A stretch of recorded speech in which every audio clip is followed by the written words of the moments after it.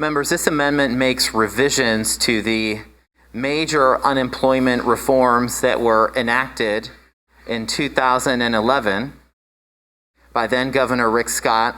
The amendment increases the maximum number of weeks to collect state unemployment benefits from 12, which is where it is currently, to 22 weeks. The amendment also deletes the problematic sliding scale formula enacted in those 2011 reforms that currently inexplicably links the length of time workers can receive unemployment insurance to the state's unemployment rate. That is the amendment. Are there questions of the amendment sponsor? Rep. Escamani, any questions? Thank you, Mr. Speaker. Rep. Smith, can you talk more about how Florida ranks in the amount of weeks that we make available compared to other states? Rep. Smith. Thank you, Mr. Speaker, and thank you, Representative Escamani, for the question. I have a list. I think you're asking just about where we rank in the grand scheme of things on the number of benefit weeks. I just printed out a chart from an organization that shows, and this is the Center for Budget and Policy Priorities, that actually every state in the nation except Alabama has more weeks available in state unemployment benefits. So we're pretty much right there at the bottom. No one is doing worse than Florida on the maximum number of unemployment benefit weeks from the state. Any further questions? Rep. Harding, questions? Thank you, Mr. Speaker. Representative, can you explain why that sliding scale is so problematic and why it should be eliminated? For a response. Thank you, Mr. Speaker. Thank you, Rep. Hardy, for the question. So the way the sliding scale works is it basically says that even though the maximum number of weeks for state unemployment benefits is 12, that number of weeks could be extended theoretically to as long as 22 weeks. That is only if the state's unemployment rate goes above 10.5% will it get to that maximum. So it's on this sliding scale where what happened during the pandemic was even as our unemployment rate was soaring and folks were looking for work and needed more benefits, the 12-week limit actually stayed in place through the pandemic until the end of December because of this problematic sliding scale that actually takes into consideration several previous quarters of unemployment rates before it actually ticks up. So I'm getting rid of that sliding scale because if you're unemployed and the need is great to replace the lost wages with unemployment benefits, the amount of help that you need and the duration of that period doesn't have anything to do with whether some of your neighbors are also unemployed. You need the benefits while you're looking for work, and comparing your situation with the situation of others as the sliding scale does and requires for Floridians to collectively be in unemployment misery in order for the number of weeks to increase, I don't think makes any sense. Any further questions? Rep. Escamani, any questions? Thank you, Mr. Speaker. Rep. Smith, you might have already said this, but what's the national average when it comes to weeks available, and how does your amendment reflect that? Rep, I think he asked that was asked and answered already. It wasn't? Go ahead for a response, Rep. Smith. Thank you, Mr. Speaker, for the opportunity to clarify. I know that Rep. Escamani asked me, where do we stand compared to the rest of the nation? But specifically just now you asked what the average is. The average is 26 weeks. 26 weeks of unemployment is the average maximum benefit in states outside of Florida. So while my amendment does not bring it all the way up to 26, because again, I'm trying to bring a modest proposal that should earn bipartisan support, I do know that it's still going to be less than the average. Any further questions? Showing none. Are there amendments to the amendment? None on the desk, Mr. Speaker. Are there substitute amendments? None on the desk, Mr. Speaker. Is there debate on the amendment? Rep. Escamani, debate.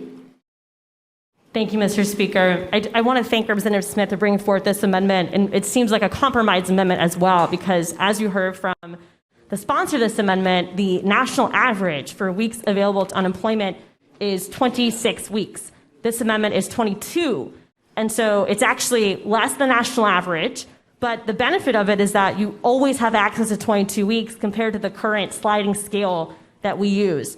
For those who don't know, the sliding scale doesn't even become implemented until following the increase of the unemployment rate. So right now, Floridians are able to access 19 weeks of unemployment, but that's not Floridians who were unemployed last year. It's only for Floridians who are unemployed, newly unemployed in 2021. So the sliding scale doesn't make sense because you would want more benefits when the unemployment rate jumps up immediately. It doesn't work like that. So folks never saw an increase in their weekly benefits being made available to them until the new year. But even if you were unemployed since 2020, you don't even get to tap into that benefit because it's only for new claimants. The other point I want to make is Florida actually lost out on federal money because of our current sliding scale system. Former President Trump put into place the Lost Wages Assistance Program, which was taking money out of FEMA that gave folks an extra $300 a week in the months of September when the FPUC payments expired. Florida only qualified for 4 out of those 6 weeks because we were no longer paying more than 25% of claimants with Florida money. That means that during that moment in the pandemic, less than 25% of Floridians were actually getting state dollars for unemployment. They were getting federal money instead. So this is not just about making sure folks have a more reasonable amount of weeks available to them that closer aligns to the national average. It's also about being able to leverage federal money that comes in because we missed out on $600 per unemployed person for 2 weeks last year because of how cheap we are in making weeks available to Floridians. And that's why everyone should support this amendment. Rep. Hardy in debate. Thank you, Mr. Speaker. I want us to think for a minute about what it means to be unemployed for the purposes of this particular program. You need not only to be out of work, but also actively looking for work.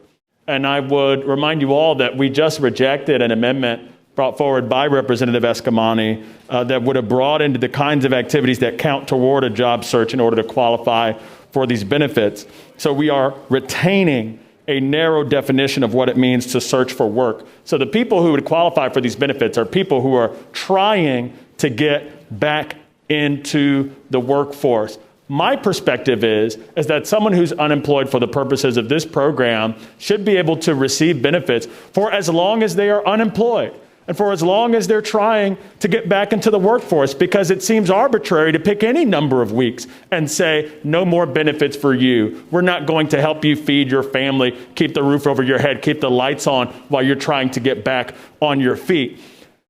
This bill doesn't even do what other states, this amendment doesn't even do what other states do, which is to allow these benefits for 26 weeks. This is a compromise on a compromise.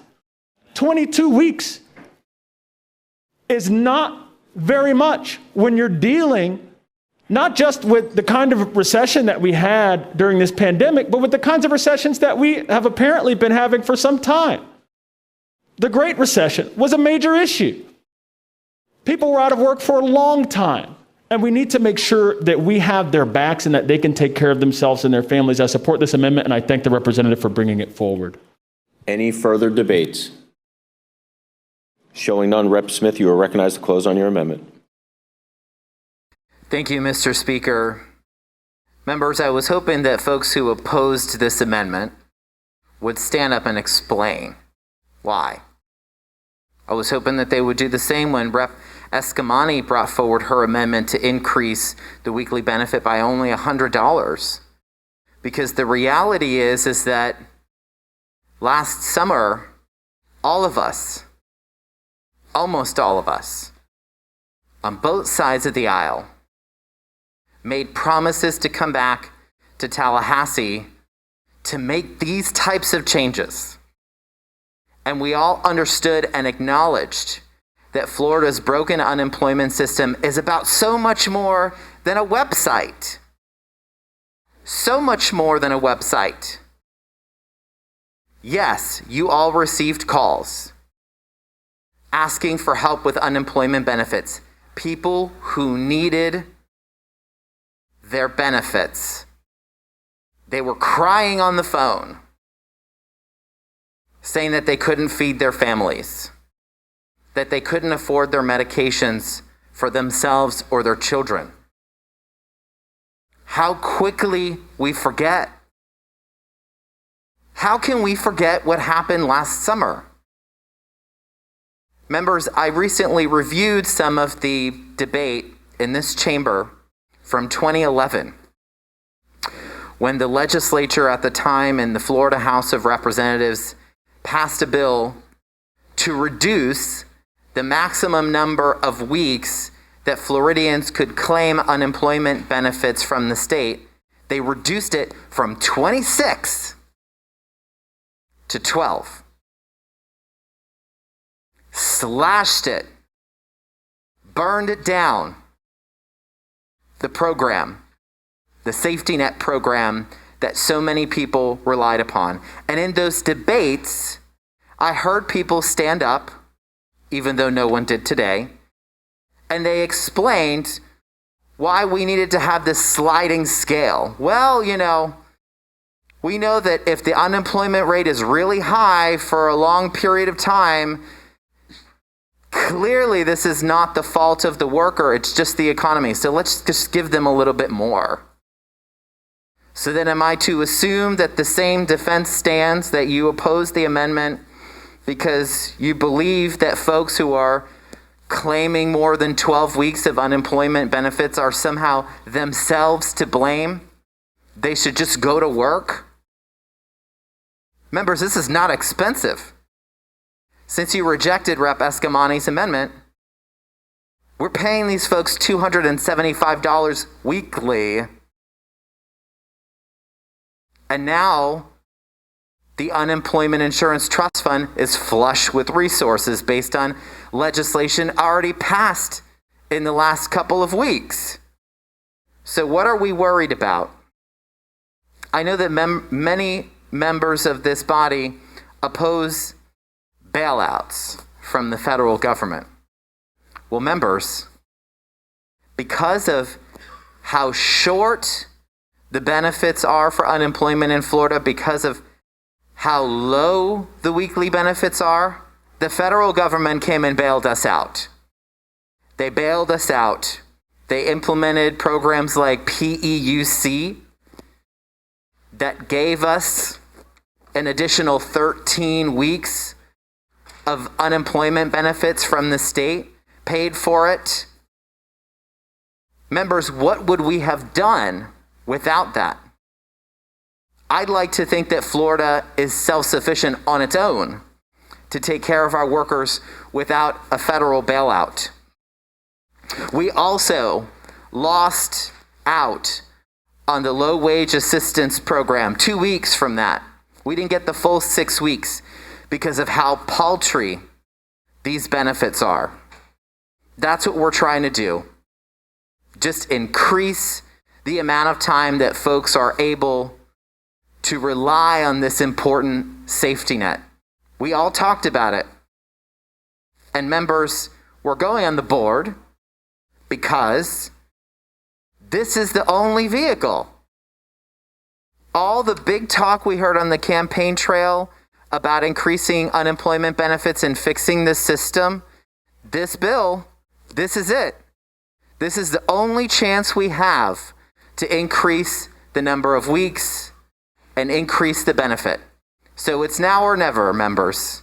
Please join us and join the workers who so desperately need our support at their most vulnerable time. Thank you, members. Having closed, all in favor of adoption of the amendment signify by saying aye. Aye. Any opposed, no. No. Show the amendment fails. Upon seeing 5 hands, the clerk will unlock the machine and members will proceed to vote. Have all members voted? Have all members voted?